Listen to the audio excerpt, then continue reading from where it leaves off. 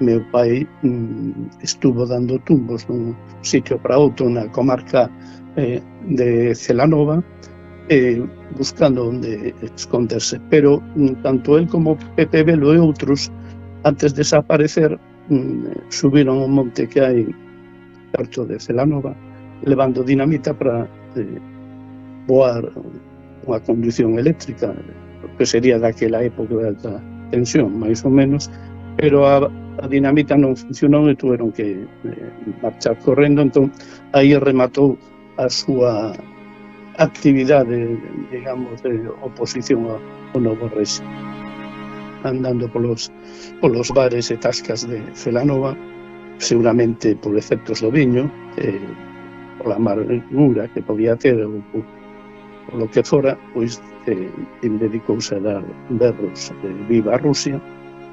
Foi denunciado e foi detido. O capitán militar de Ourense pois había dictado que o fusilaran na plaza. O caso é que meu pai estuvo no almacén, pero convertido por motivos de necesidade en calabozo. Estuvo ali 3 días e 3 noites. E chega ali pois tendo esa mentalidade, non? De que o galego era o que iba a remir aos galegos que estaban no continente, non? Pero claro, o caso non foi así.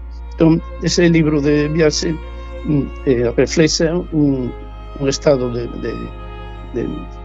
descomposición daquela atmósfera da emigración. Chegar a un país onde que ves emigrante, esa esperanza de que ali vas a topar unha nova Galicia renovada, limpa, pero non é así. A ferida aberta no 36, un podcast de Nuria López.